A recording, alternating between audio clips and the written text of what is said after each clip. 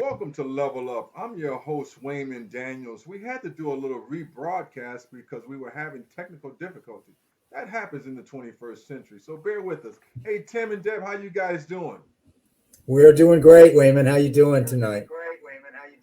I'm marvelous now that we got the echo out of the background. So listen, let's start off. Let's give us a little history about Tim and Deb, how you guys met, and how you got where you are right now. Well, we do have a rather unique backstory.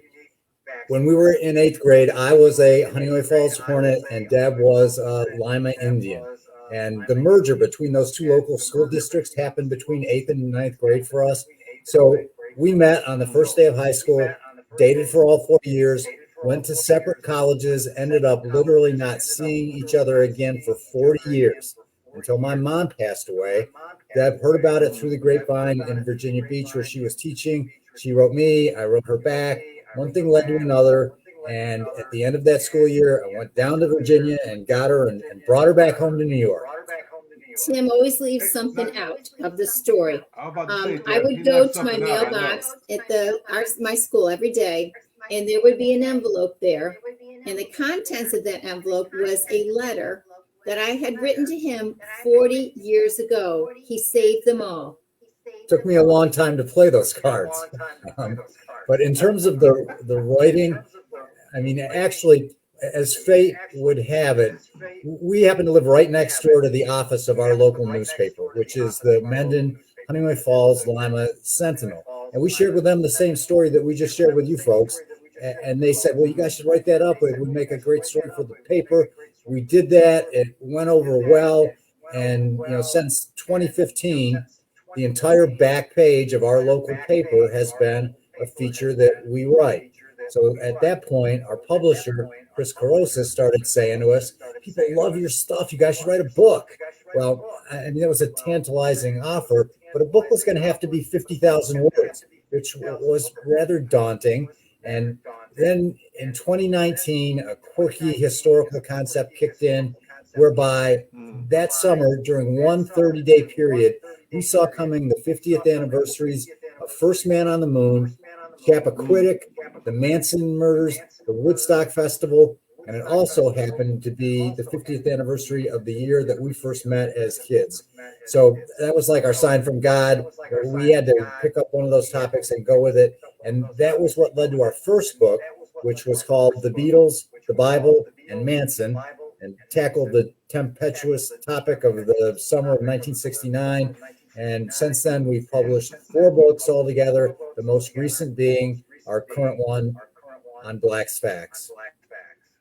Now, so Tim, 40 years, 40 long years. What was going through your mind, man, when you realized she was gone, man? What was playing in your head at that particular moment? I think the insinuation you may be making there is that maybe I made a mistake. And if that's where you're going with it, guilty as charged.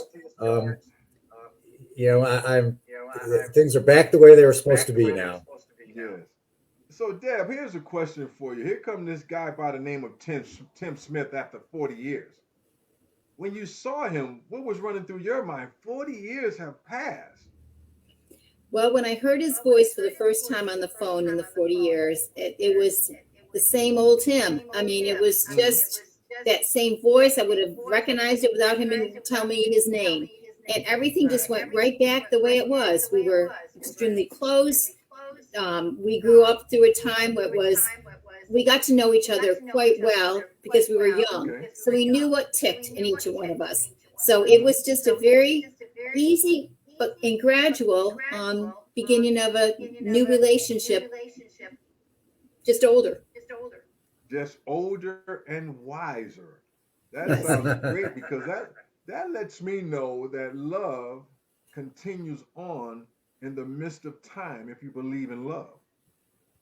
Yes, we've given a lot of hope to a lot of people when we share that story with them. Yeah, because I mean, 40 years, man, I'd have been like, okay, where's she at? Okay, she ain't thinking about me. I ain't thinking about her. But I'm so happy to hear that story of success because a lot of people give up on love, but you two never gave up on each other. And that's beautiful. And so now let's just turn around. Let's just turn the corner just a little bit and talk about your book. What made you want to write this book entitled Black's Facts? Well, it kind of all started during the sultry summer of 2020. It was in the aftermath of George Floyd killing. We just sat here watching the news, and it was just so discouraging to see all the division in our country. And it made us want to do something, anything that could have a positive impact. So at this stage of the game for us, the pen is mightier than the sword. And our answer was, let's write a book. And actually, at that point in time, we'd been working on a project about the women's movement, and we had some historical pieces we'd collected. We had some comedy that we had collected, and we were trying to think about how to blend those two things together. But when the Black Lives Matter movement kicked in, we just sort of applied that principle to that concept. And, as we started to research it, one thing we realized, there's a lot of books out there on Black history, and there are a lot of books out there on Black humor, but never before had anybody attempted to take those two threads and feed them through the eye of a single needle. And that's what we have done with this book. And we think that's why the response has been so overwhelmingly positive. There's nothing else out there like what we've done. Well, you know what? I have to concur with you on that because when I read the book, the humor and the information intertwined makes it a great read. And it pulls you into the information. For me, the humor made me grasp the information more so because sometimes when you read history books, they can be pretty boring. But one thing I can say about your book, it's not boring at all. It's a great read. And Tim and Deb, can you tell the people where they can get your book? The book is available through Amazon and Barnes and Noble and Online. Online. We'll share our contact information at the end. Okay, that sounds great. Now, let's go. How did you come about getting these facts for your book? Where did they come from? Well, a whole lot of research. We immersed ourselves in over a year and a half with the internet involved, multiple books, CDs that we play in the car while driving and taking notes. And then we took all the research and reached out to people all over the country to make connections, building up our network. And one analogy that people made that we thought was kind of a good one, those Time Life music advertisements where the pitch is, here are the greatest hits of the 70s and 80s all together in one place in this first time ever special collection available at one low price. And it goes on and on from there.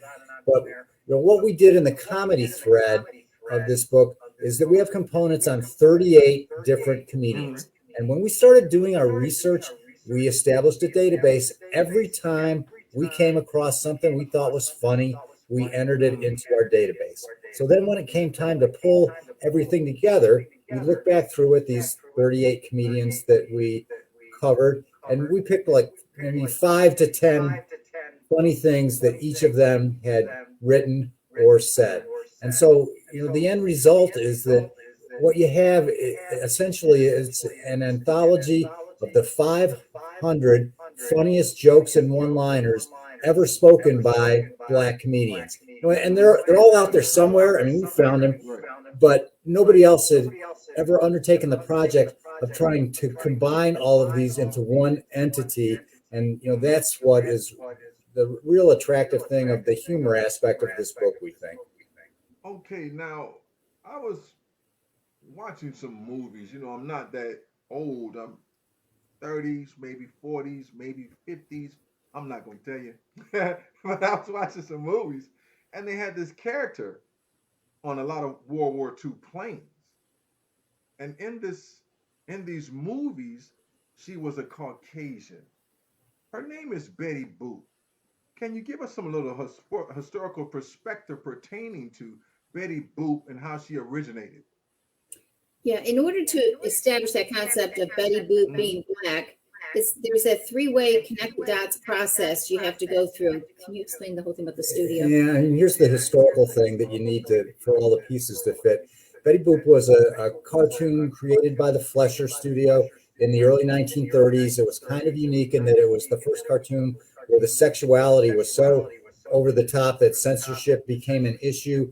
And the Fleischer Studio had based their Betty Boop character on a white jazz singer named Helen Kane, who was popular during the 1920s. And in terms of physical appearance, Betty Boop looked like Helen Kane. In terms of her jazz vocal stylings and intonations, Betty Boop sounded like Helen Kane. And maybe not surprisingly, Helen Kane sued the Fleischer Studio for taking her persona and turning them into a money-making cartoon series. Well, the whole thing went to court, and it was interesting in how it played out because the Fleischer Studio, in their defense, they brought in these films of a black child star named Esther Jones, who had emerged in the early 1920s, and they established a line of proof that showed that Helen Kane had actually based her character upon this black child star, Esther Jones, who often performed being billed as Little Esther. And so, in the bottom line, Fleischer had taken stuff from Kane that Kane had taken from Jones. And so Helen Kane wasn't entitled to, she lost the case because the stuff essentially came from this black child star. Well, and that would kind of set up the question of, why wouldn't Esther Jones sue them? And it was a pretty interesting story because Esther Jones, very popular during the 1920s. She toured the U.S. and Europe. She was playing for kings and queens in Europe. And in 1929, she was the highest paid child star in the country. And what's crazy about that, in that 5-year period, like Tim said, in 1929, she goes from being world famous to basically just dropping off the face of the earth. The research we did, the last time she's even mentioned is in a 1934 Philadelphia newspaper. Nobody has any idea what happened to her after that. Nobody knows when she died, where she's buried. Like we said, it's like she dropped off the face of the earth.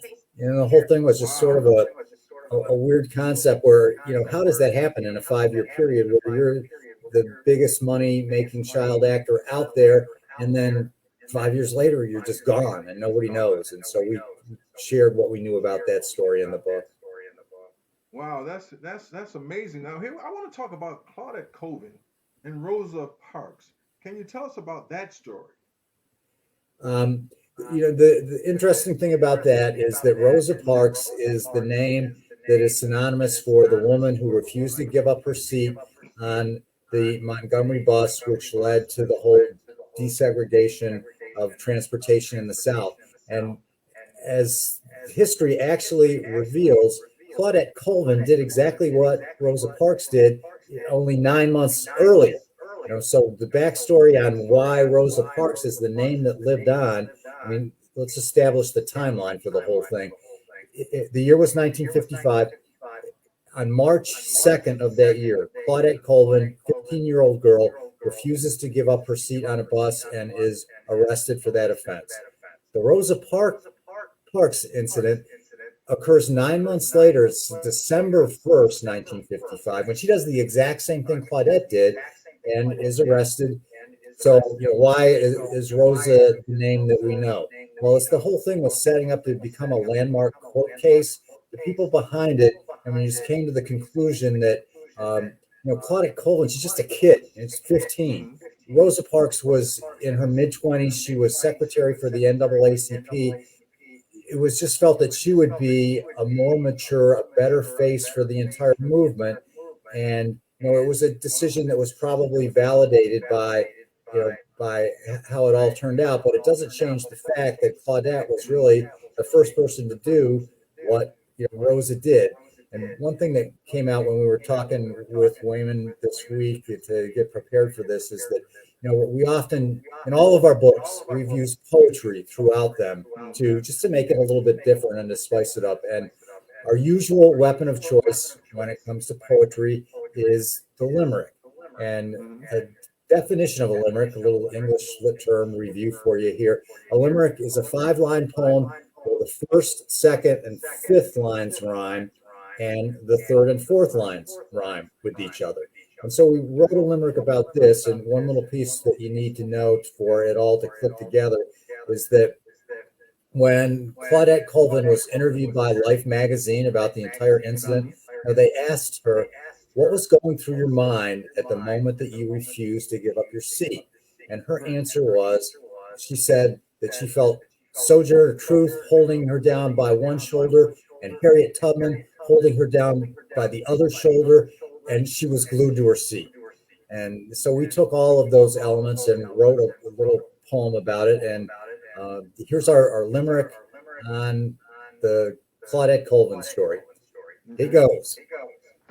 My girl Sojourner Truth spoke to me. Harriet Tubman was loud as can be. Sit back down on your throne, and world, let it be known that before Rosa Parks, there was me. Wow. You know, every time I hear that, it just rings and resonates. Sit down back on your throne and the world. That's powerful. Before there was Rosa Parks, there was me. And I'm like, wow, man. So that's very powerful. And I like the story because I didn't know that Claudette Colvin, a 15-year-old 9 months prior to Rosa Parks, was the first one. And that history, it enlightened me to understand things a little bit clearer now and why they picked Rosa Parks versus her because of NAACP and the iconic, and then I guess you can say the picture or the face for the movement. And so I appreciate you guys doing the research and study on that. That was great. But now we want to talk about this other fantastic lady. And you know what, Deb? I think she's your favorite, She Josephine is. Baker. Tell me She about her. she is my idol, Raymond. Josephine Baker started off as a dancer around the 1920s. She went Hmm. to New York City, had a chance to go to France, and absolutely loved being in France. There was no racism, no segregation, and Paris became her hometown for life. She became the most popular entertainer in France and all of Europe. And then in the 1930s, World War Hmm. II was on the horizon. What does France decide to do with our Josephine? They make her Uh, into a spy, taking advantage of her fame and high profile connections. And she's absolutely great at it and becomes hmm. France's most effective spy during the war. It's all Okay. very cloak and dagger. There's stories of her smuggling things hidden in her underwear because as a celebrity and a woman, she was less susceptible to search and seizures. And another strategy she employed was to smuggle information from place to place using invisible ink on her sheet music. It was just the Okay. tool of her trade, and she used it to avoid any suspicion. So then what happens after the war? Uh-huh. She, Josephine, goes and buys a castle in France and Okay. establishes what she refers to as her rainbow tribe.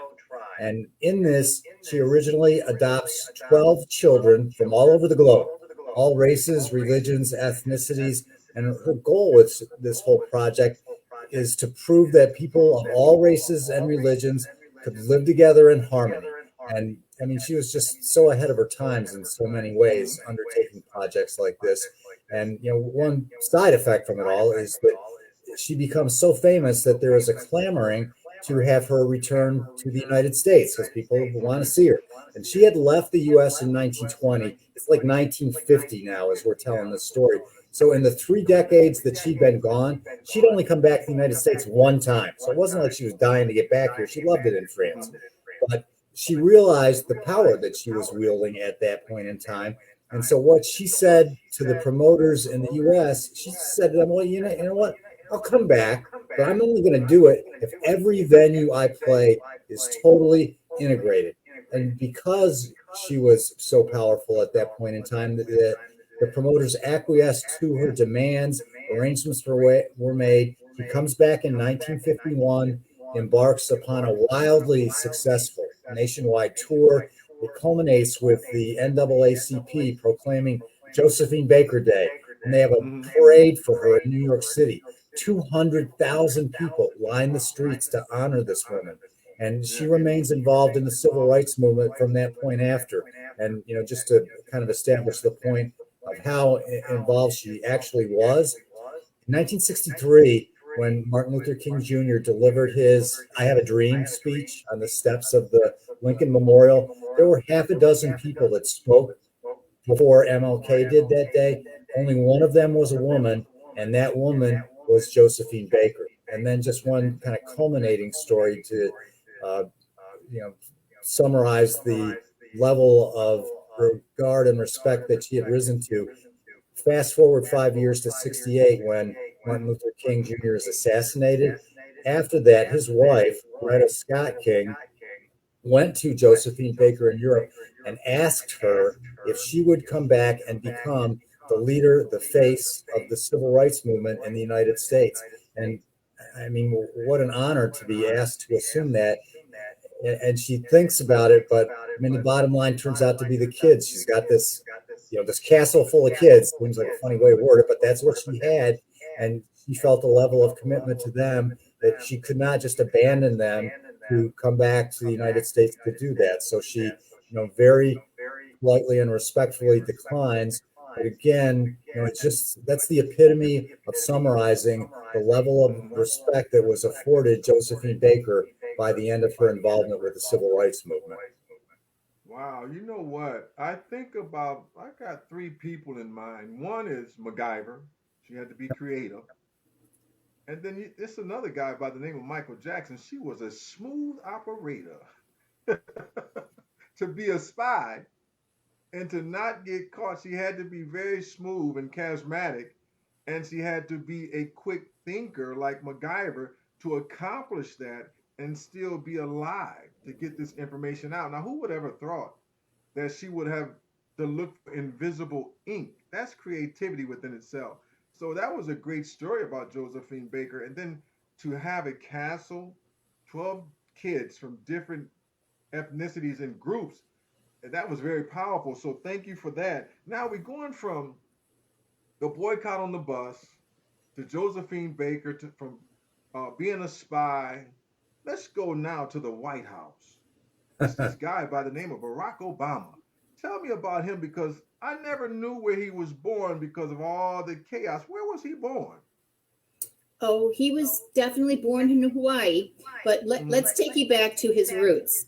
His father was born in Kenya, became a goat herder, studied extremely hard, and earned himself a scholarship to the University of Hawaii, where he met his wife, who was from Kansas.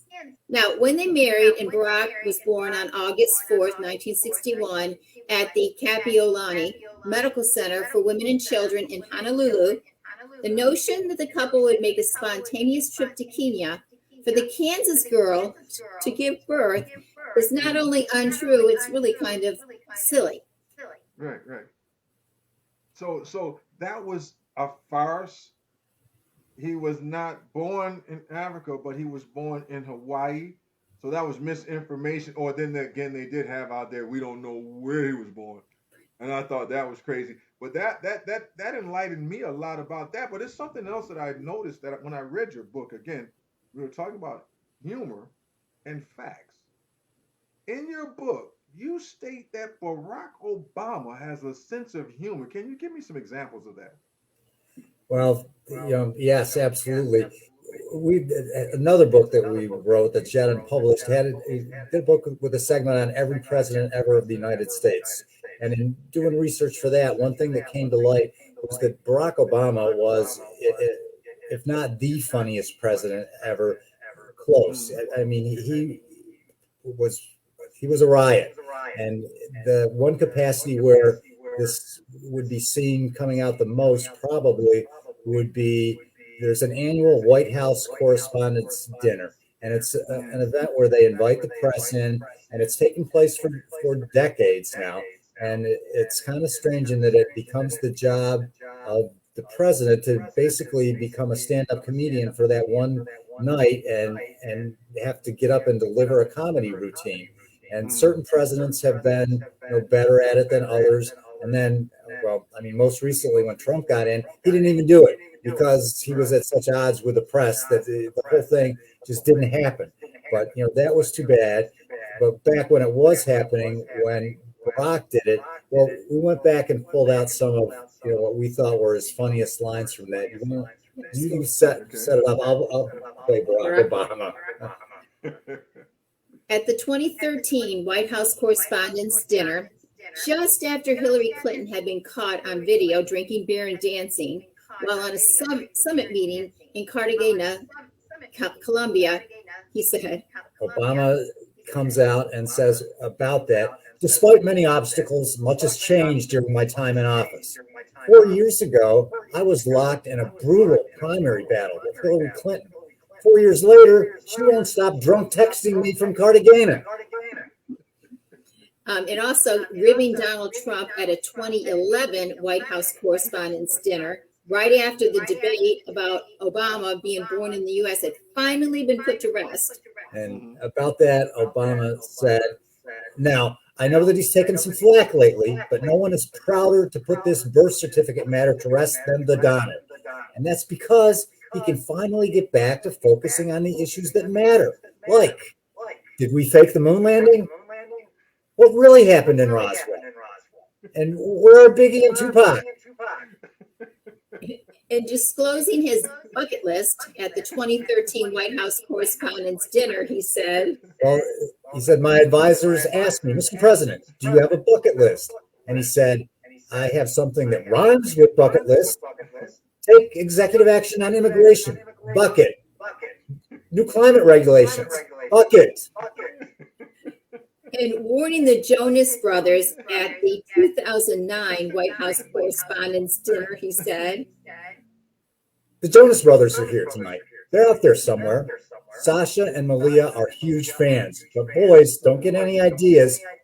2 words for you. Predator drones. You'll never see it coming. And in response to the laughter to that, he finishes up with, you think I'm joking? Hey, you know what? You guys got me laughing, man. I got to wipe my eyes.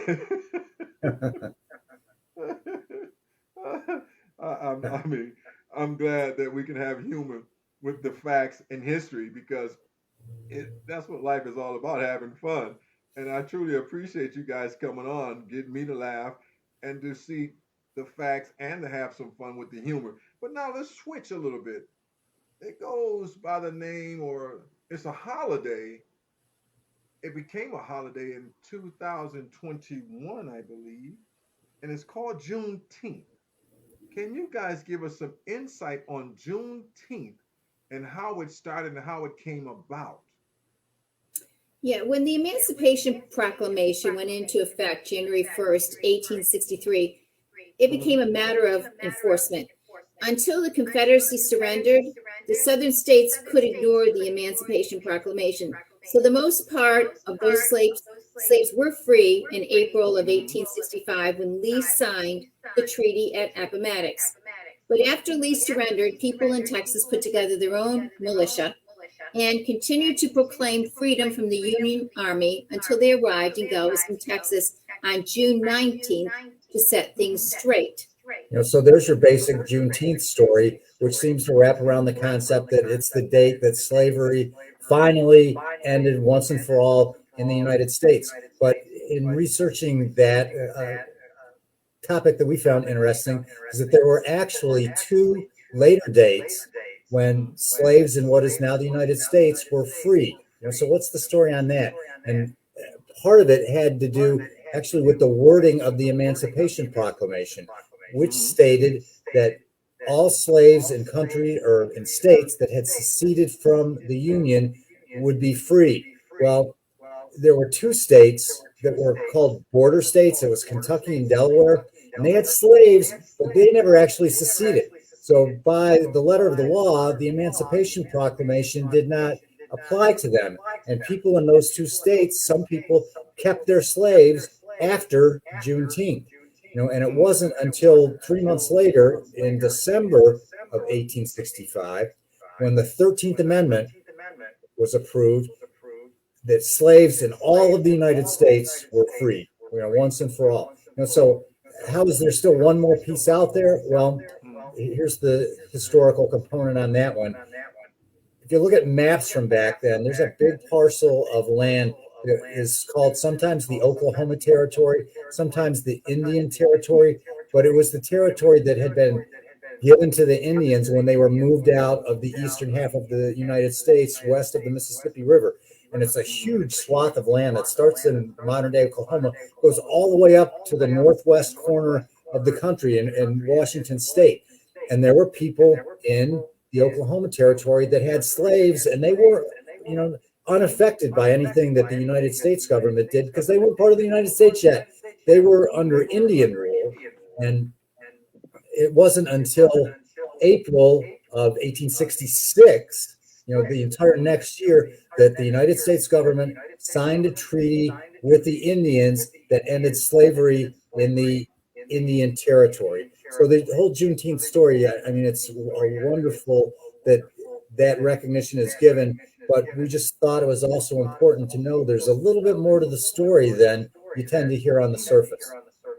Well, there is a little bit more that I would like to know about. It's a lady by the name of Ophel Lee, the grandmother of Juneteenth. Can you elaborate about her and what part she played? Yeah, upon retiring from teaching in 1976, Opal Lee began a second career as an activist. Her causes included establishing the holiday for Martin Luther King's birthday, Black History Month, and making Juneteenth a national holiday. Wow. By September 1st, 2016, Opal Lee, at the age of 89, began a 1,362-mile walk from her home in El Paso to Washington, D.C., advocating for Juneteenth. When Biden signed the bill on June 17th, 2021, Opal Lee was in the audience. And when he finished signing, he gave her the pen. And when she was interviewed later, they asked her about her devotion. She said, "I'm just a little old lady in tennis shoes getting in everybody's business, and I'm having a good time doing it." It's just great to see her get so much well-deserved recognition. And it kind of begs the question, if you've been wondering, how long would it take an 89-year-old woman to walk from El Paso, Texas to Washington, D.C.? Well, the answer would be she starts on September 1st. She gets there mid-January. So about 4.5 months for that at the age of 89. Hey, Tim, at 89, she walked faster than me. It probably would have took me into next year to walk that long because you know what? I got my lazy shoes on. She was motivated. But what I like about the story about her was that she's responsible for the Black History Month, which is great, and Martin Luther King's birthday and Juneteenth. This woman was a pioneer, and I'm so grateful to you guys for putting the information in the book form that I can read it. That captivated my mind, that I can remember it because you guys wrote it in such a way that it's going to stick there forever. You get some writers writing and it just puts you to sleep. One thing I can say about you two, I didn't go to sleep reading your book. and I tell people about your book and they be like, "Man, I didn't know this." And they kept saying, "Man, how do we get this book? How do we get this book?" I said, "Man, we're going to talk about it on Level Up." So Tim, can you tell them again, how can they get your book? The book is available at Barnes & Noble and Amazon online. And also, we'll, can we share our email address with your audience and let people get in touch with us if they'd like to? Any contact information you may have, share it with them. Okay. Well, our email address, and we would love to hear from people that, are interested in things like this, is tsmith40. TSMITH40 at rochester.rr.com. And, we would love to hear from anybody on this. And we'll send you autographed copies of the book if you want to go through us.